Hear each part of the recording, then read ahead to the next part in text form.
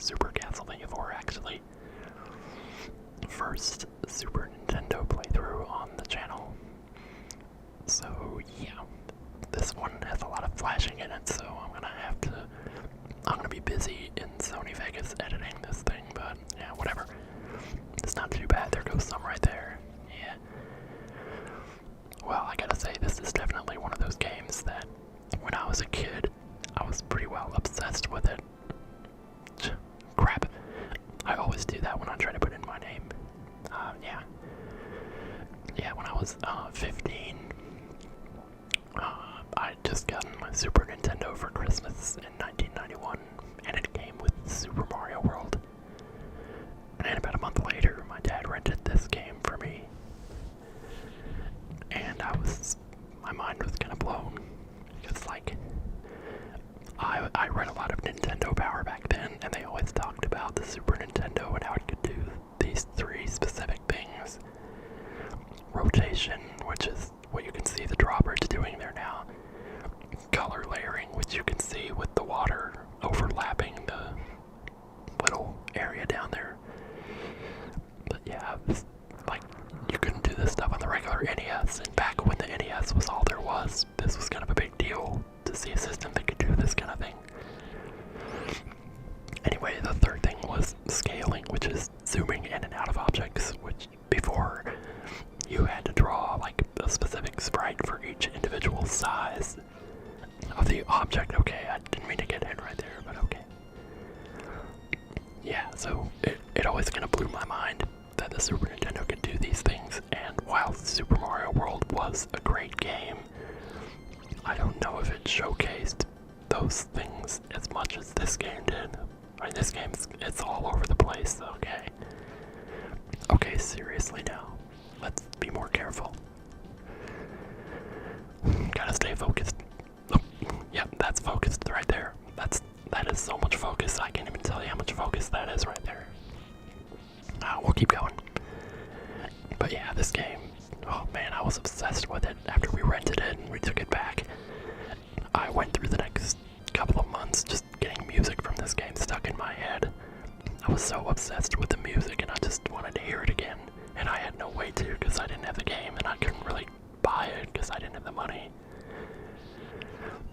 Oh boy, well that's it, one more hit and we're dead. Might have to start this recording over. I've already made an ass of myself, forget about it. That's the holy water I just picked up there. Anyone who's played the original Castlevania or Castlevania 3 knows that the holy water is extremely overpowered in those games, but in this game, not so much. I think they really gave the whip a lot more power in this game, so that kind of makes up for it, but yeah. I don't know, I guess I haven't really played a lot with holy water in this game, so maybe it is useful and I just don't know, but anyway. I haven't really watched a speedrun of this game ever before either, but I think it would be pretty interesting to see what people do. But yeah, okay. Okay, there we go. Just got some healing there, that'll help a little bit. But yeah, man, I gotta tell you.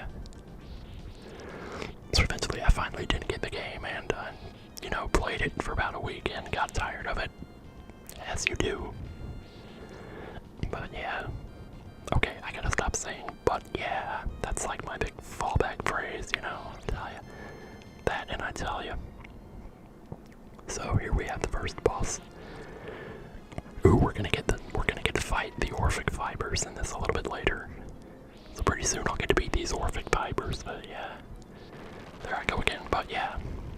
So, well, okay, so I'm gonna be out of town in about a week, or actually this Wednesday. We're gonna be flying out to Washington DC to go to MagFest. So I don't know how much I'm gonna be able to upload videos between now and then. I know it's already been about almost 10 days now since my last upload, so. But I guess at the same time, I'm still kind of on the fence as to whether or not I'm really taking this channel seriously. Like, I think I'm still gonna keep doing it, but I don't know if I'm ever gonna be on, like, a schedule or anything, or if I'm just gonna upload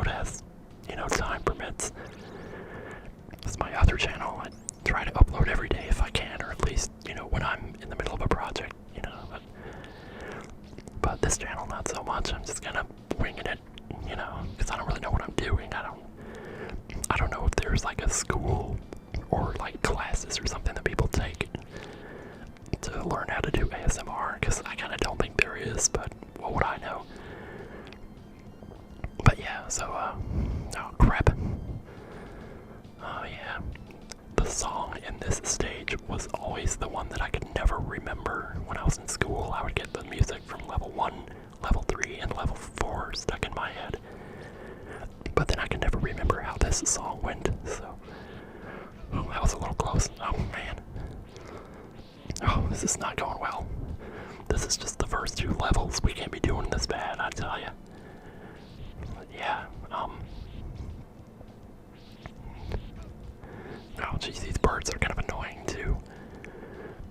Not nearly as annoying as the Ninja Gaiden birds, as many of you may know, or maybe not, I don't know.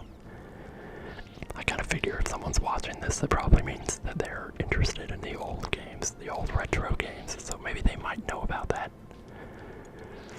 But, of course, just because this has been a retro channel so far doesn't mean that I won't do newer games, you know.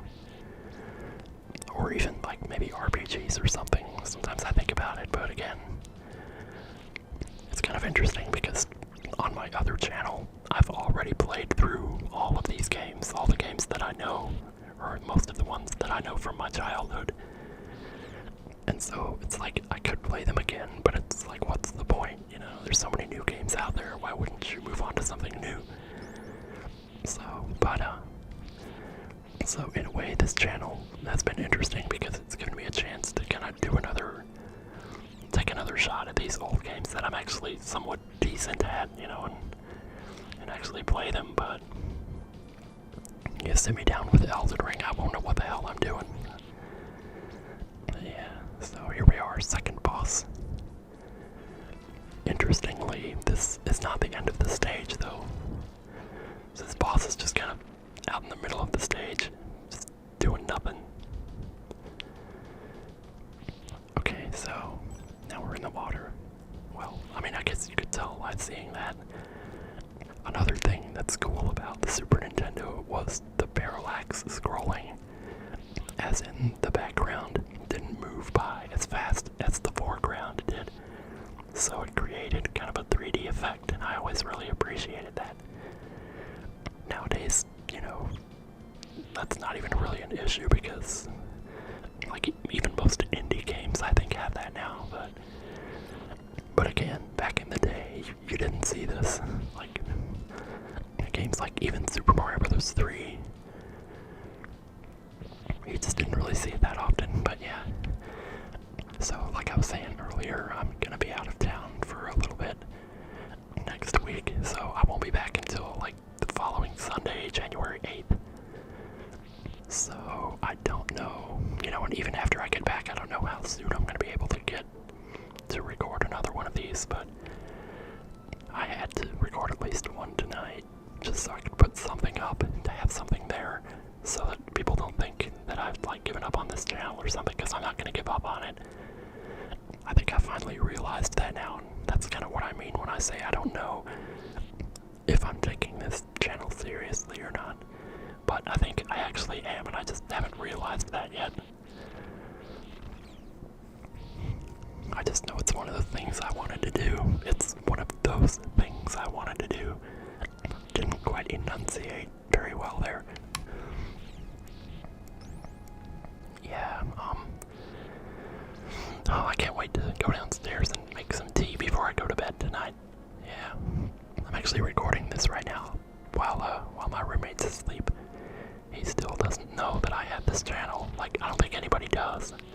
But based on a couple of comments that I've gotten, I kind of have a suspicion that some people who watch my other channel have somehow found this one.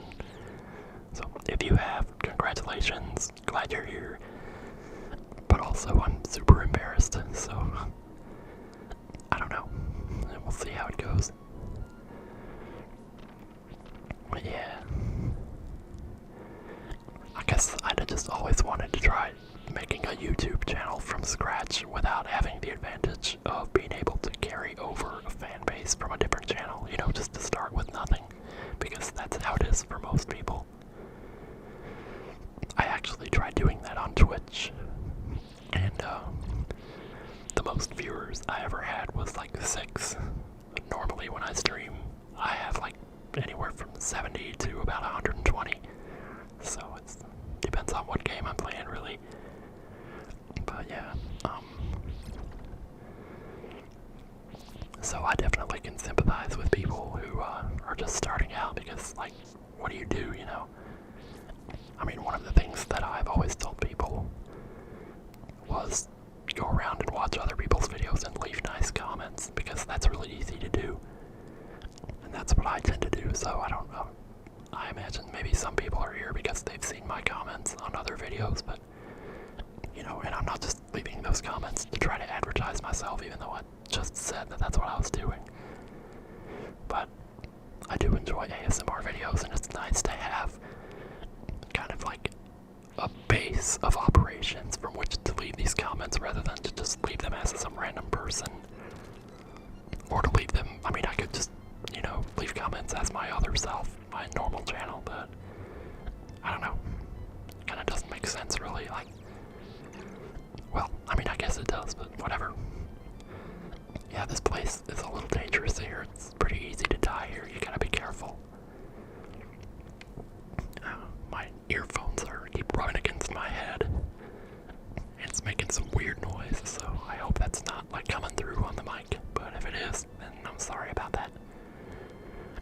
Yeah, this part right here can be real dangerous, so you gotta be super careful. I mean, if you know what's coming, it's a little bit easier, but still. Yeah, so,